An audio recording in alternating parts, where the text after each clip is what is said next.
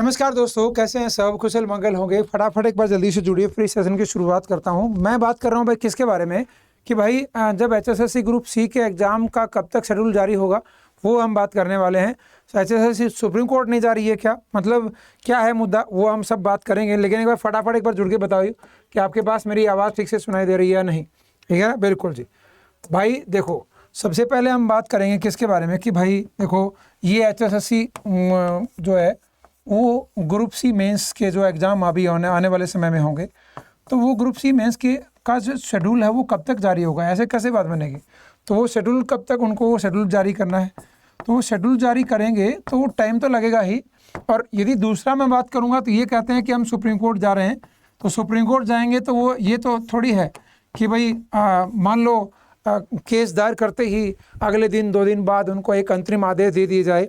और वो अंतरिम आदेश क्या दे दिया जाए, वो अंतरिम आदेश में ये इंजर कर रहे हैं कि हमारा जो है, एक तो चाहे वो केस को बस एक्सेप्ट कर ले, एक्सेप्ट करके आगे चला दे, चाहे फिर वो एक हाई कोर्ट के जो रिजल्ट है उसके ऊपर रोक लगा दें।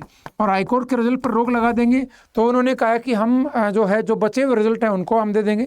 खासकर हम बात करेंगे किसके मामले में, टीजीटी का रिजल्ट बचा हुआ है या फिर आप आने वाले समय में ग्रुप नंबर 56-57 उसका रिजल्ट आपको देखने को मिल जाए, या ग्रुप डी की जो है एक तरीके से वो जो वेटिंग लिस्ट है वो देखने को मिल जाए। तो मुझे इसका आइडिया, क्योंकि अभी छुट्टियां चल रही हैं सुप्रीम कोर्ट में, तो सुप्रीम कोर्ट की छुट्टियां चल रही हैं जी, हमारे सीनियर एडवोकेट साहब जो छुट्टियों पे हैं वो आ जाएंगे, तब हम उनसे केस करा देंगे। लेकिन वो यार कब तक, यदि मान लो ये जून ऐसे ही चला गया और ये जून ऐसे ही मतलब इस केस में ही और इसमें चला गया, तो कब वो जुलाई में पेपर लेंगे।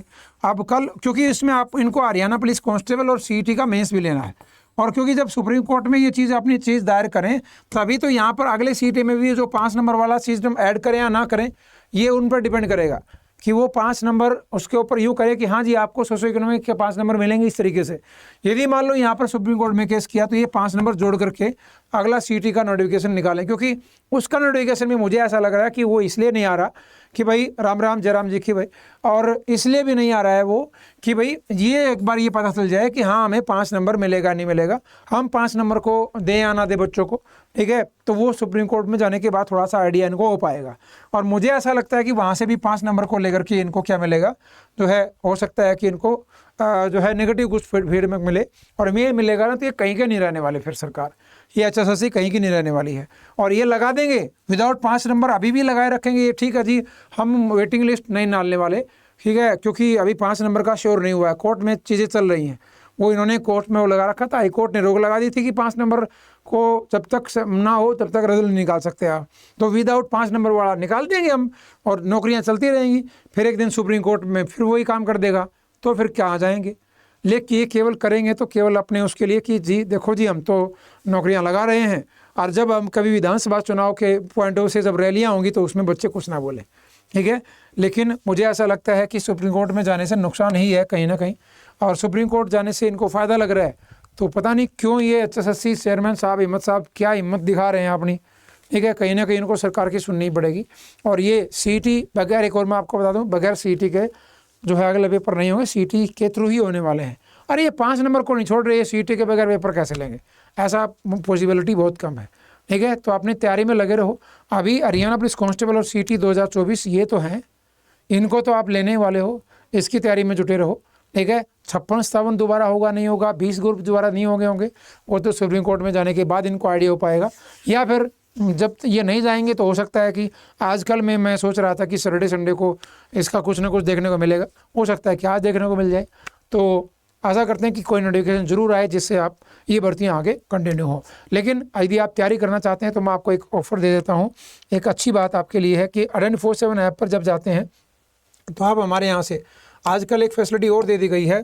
खास बात वो माप है जो 2700 रुपये में था, या डिस्काउंट ऑफर आता था तो वो 1054 रुपये में आता था। तो आप क्या करो, अब वो और सस्ता हो गया है। 147 ऐप पे जाओ, स्टेट एग्जाम में जा करके हरियाणा में आप तैयारी करेंगे तो आप क्या कर सकते हो, हरियाणा सीईटी पढ़ना है मेंस या प्री, आपको हरियाणा पुलिस पढ़ना है, आपको आरपीएफ पढ़ना है, तो ये सब आप इसके लिए क्या करेंगे, स्टेट एग्जाम में हरियाणा में सीधा मापेक चाहिए। और जब आप मापेक जाएंगे तो 3x वैलिडिटी, 3 वैलिडिटी है, साथ में टेस्ट सीरीज भी है, 12 महीने की वैलिडिटी। और यदि आप चाहते हो तो यदि देखो 2 तरीके हैं, आप 12 महीने की वैलिडिटी चाहिए, 18 महीने की चाहिए, 27 महीने की चाहिए, कितने की चाहिए? नहीं जी मेरे को 12 महीने की चाहिए। तो कितने की मिल जाएगी 12 महीने की? बाय नाउ करो, कूपन कोड लगाओ, और ये कूपन कोड लगाएंगे तब जाइए सिम दब गया Y7। ओ महाराज क्या हुआ आपको?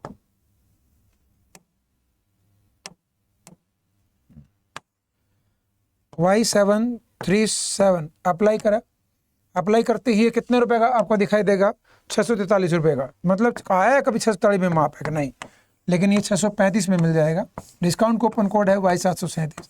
ठीक है, अप्लाई करके Adani47 ऐप डाउनलोड करो, नीचे डिस्क्रिप्शन में लिंक दे रखा होगा। ठीक है, यूज़ कॉइन जरूर कर लेना, तो वही बात बनेगी, नहीं तो नहीं। ठीक है, जाकर के ले लो। कुछ और पूछना है नीचे कमेंट सेक्शन में पूछ लेना। धन्यवाद।